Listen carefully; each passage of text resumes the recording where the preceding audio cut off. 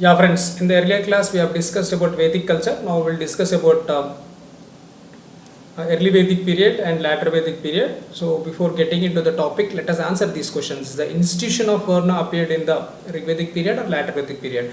And the Vedic people invoked Indra for acquisition of knowledge or for life after death or for release from the cycle of births and deaths and material comforts and victory. The Aryans succeeded in their conflicts with the pre-Aryans because they used elephants on large scale, or they were taller and stronger, or they were from advanced urban culture, or they used chariots driven by horses. So in order to answer these questions, let us get into the topic. Yeah, we'll discuss the topic, that is early Vedic period versus later Vedic period.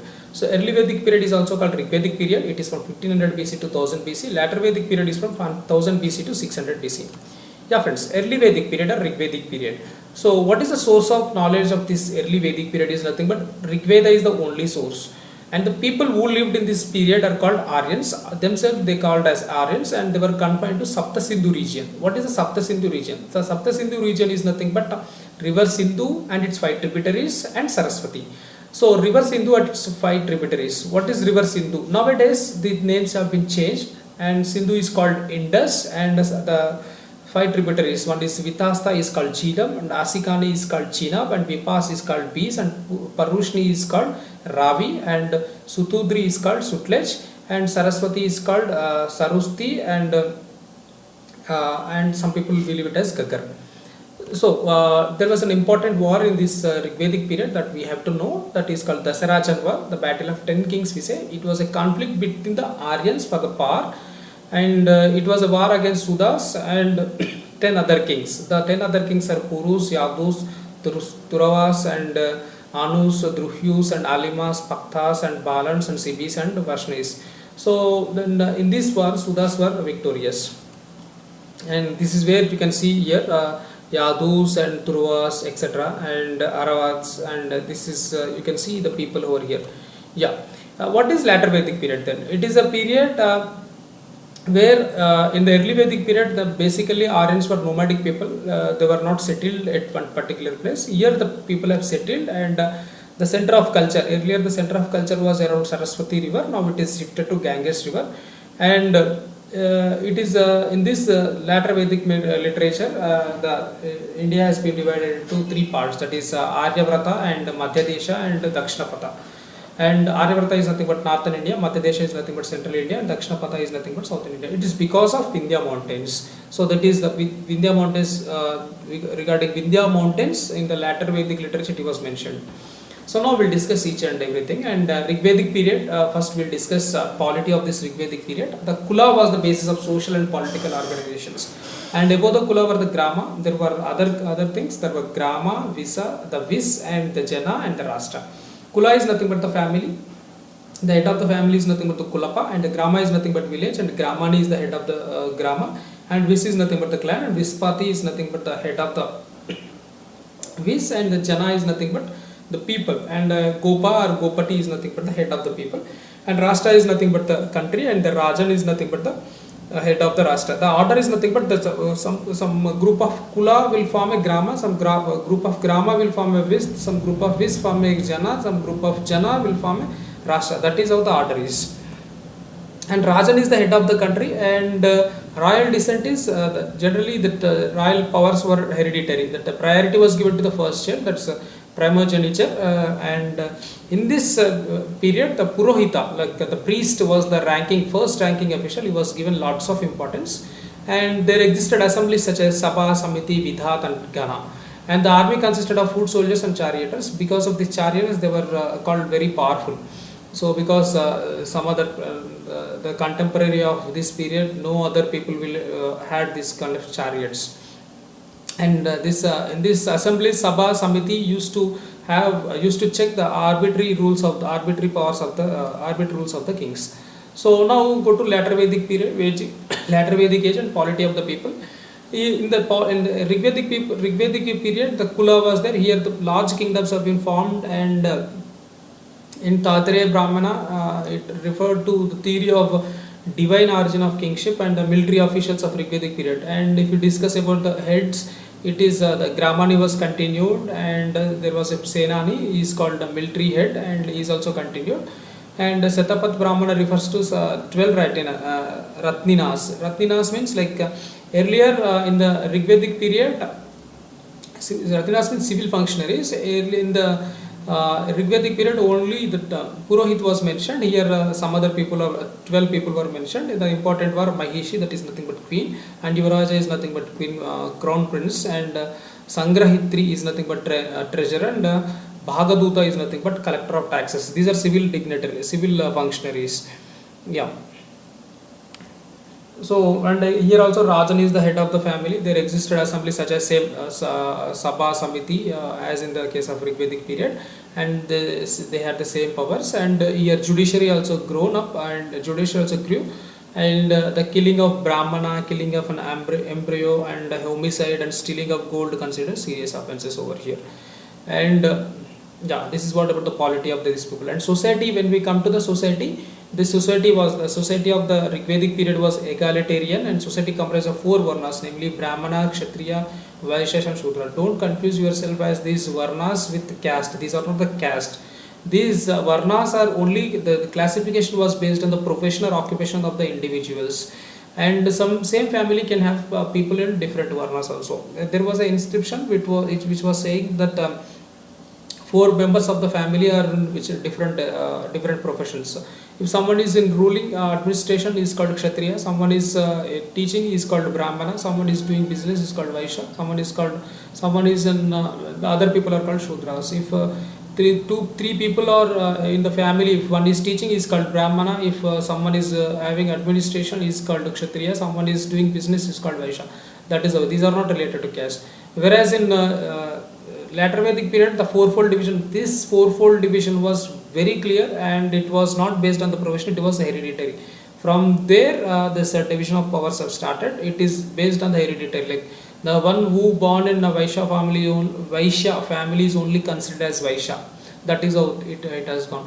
And Gotra appeared in this period. Gotra also. Yeah, there was ashrama system was formed. This ashrama system was the 4 functions of ashrama system was Brahmacharya, Gruhastha, Vanaprastha and Sannyasa. This order is very important. Brahmacharya, Gruhastha, Vanaprastha. So student and householder, spiritual and retirement. This ashrama system was to attain aims of life. What are the aims of life? That is Dharma, Artha, Kama and Moksha. This was the society. And in the Rigvedic period, father's property was inherited by son, and cow was already deemed Aganya. It was deemed as sacred, and because the milk and its products formed as important part of the diet, and cow was deemed Aganya. Yeah. In the later Vedic period, and the women's status has declined, and daughter was seen as a source of misery, and they were not permitted to attend the political assemblies too. And regarding Vivaha, that Anuloma Vivaha is permitted. Anuloma Vivaha means the marriage between higher caste bride and lower caste bridegroom. But Pratiloma Vivaha means the reverse of this is not permitted. Means lower caste bride and higher caste bridegroom is not permitted. So if you come to religion, these people worshipped personified God, personified powers of nature. Fire was treated sacred, and it was regarded to be the intermediary between man and God. And there were 33 gods, and in later Vedic period also it is continued. 33 gods was continued, and in the early Vedic period, Indra was the people worshipped Indra, Agni, and Varuna. Indra is the god of destroyer of fort and god of eternity. Agni is the god of fire, and Varuna is nothing but god of rain. Are the most popular deities, and other gods also existed, but these are the main, and Indra is the main god of this particular period. Yeah, other gods, what are the other gods? Surya, he is called sun, and Savitri is called god of light, Pushan is called god of marriage and guardian of cattle, and Vishnu, god which covered earth in 3 steps, and Soma is nothing but god of plants, and Soma means bang, it's not a liquor, just like. So in the 9th mandala of Rigveda, there were 114 hymns of regarding Soma, so that is called Soma Mandala. 9th mandala is also called Soma Mandala. Rudra is nothing but god of animals, Yama is god of death, and Sindhu is god of river of river goddesses. So if you discuss about the same religion in the next period, that latter Vedic period, it's the 33 gods concept was continued, and worship of Indra, Agni completely declined. Trimurti gods existed. Yeah, Trimurti god existed. Bruhat Dranyaka Upanishad was the first book to give doctrine of, and here the concept of Punarjanma also existed. So we said, yeah, the Trimurti concept. In the Trimurti concept, who are the three gods? Like one is Prajapati is called nowadays we say Brahma, and Vishnu is a patron god of Aryans, and Rudra, the god of animals, or Shiva. So Brahma, Vishnu, Shiva, these are the three Murtis, and Prajapati became the supreme god. Brahma is the supreme god, and Pushana. That Pushana means, now we have seen that Pushan is called a guardian of cattle, and in this latter Vedic period, Pushana is become the god of Sudras only, not for Kshatriyas or Brahmins. So here Yajna came into prominence, and Yajnas are two types, Lagya Yajnas and Mahayajnas. Lagya Yajnas means simple sacrifices, this can be done by any ordinary people. Mahayajnas only grand sacrifices, this can be done by rich people, kings and Kshatriyas. So by the end of this period, there was section of society we began to resent the priestly domination, because priestly domination is considered very high. They were dominating the entire region, entire people. So when we come to economy, like the Aryans were primarily nomadic. We discussed that the Aryan Vedic period, the Aryans were nomadic. They were cattle keepers, and greater importance was given to heads of cattle only. And the people domesticated various animals, but they cannot. They are not familiar with the cat, camel, tiger. They were not known. Cat, camel, tiger. Remember, cat, camel, tiger. The people are not known. We haven't found any details of these things. Markets were known, but not in much use. But whatever the medium of exchange, the medium of exchange was cows and gold coins. So cows were treated as a medium of exchange. And ochre colored pottery culture was observed. Ochre means red colored pottery culture was observed. This we have discussed in the culture. Yeah. So yeah, when you discuss about this economy, these people settled, and here the people settled. We discussed it, and agriculture became chief economic activity. Now new occupational groups such as fishermen, washermen, dyers, doorkeepers, footmen existed, and by the end of this latter Vedic period, people know about silver, iron, and everything. This is the first period where the people know about iron. And merchants were organized into guilds, and is indicated in the terms of ganas, corporations, and shrestins, eldermen. Yeah. If we discuss about the types of marriages in the latter Vedic period, there were different types of marriages. That is called Brahma Vivaha, Daiva Vivaha, Arsha Vivaha, Prajapatya Vivaha, Gandharva Vivaha, Asura Vivaha, Rakshasa Vivaha, Paishacha Vivaha. What is Brahma Vivaha? It's giving a girl to a man without dowry, without taking a dowry, like giving a girl. Then it is called Brahma Vivaha. What is Daiva Vivaha? Giving the girl to the priest himself in lay of his fees. So if you can't pay the fees and give the girl to the priest, then it is called Daiva Vivaha. And Arsha Vivaha, giving a girl to a man after accepting a bride price. So after taking some price, you give a girl, then it's called Arsha Vivaha. And giving a girl to a man without demanding a bride price, that is called Prajapatya Vivaha. And its love marriage is called Gandharva Vivaha. It might be interesting, Gandharva Vivaha. Yeah. Then marriage with a purchased girl, like some people purchase a girl, that is called Asura Vivaha. And marriage with a daughter of a defeated king or a kidnapped girl, that is called Rakshasa Vivaha. Marriage to a girl after seducing or raping her, that is called Paishacha Vivaha. Yeah, just now we will answer the questions what we have discussed, the previous year questions. The institution of Varna appeared in, that's what we have seen. See friends, when we are discussing like Varna means it's a clear structure, it's based on hereditary. So hereditary, based on hereditary, it appeared in latter Vedic period. The Vedic people invoked Indra for the material comforts and victory only.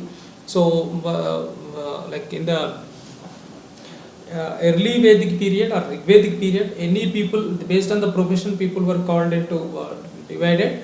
So anyone could become a Kshatriya, anyone could become a Brahmana, that's such a kind of thing. So they used to invoke Indra for this material comforts and victories. The Aryans succeeded in their conflicts with the pre-Aryans because they used chariots driven by horses. So because of this, special feature, they succeeded.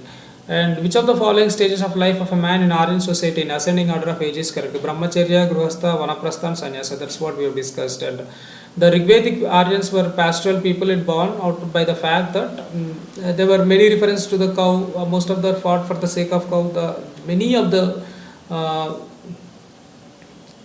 battles between these Aryans were fought just for the sake of cows, and gifts made to the priests were usually cows, not land and not coins and kind of things. And the Aryans succeeded in their conflicts with the pre-Aryan because they used charges driven by horses. So this is what. Thank you friends. Subscribe us for more classes. Thank you very much. We'll be discussing about next history class in the next class. Thank you.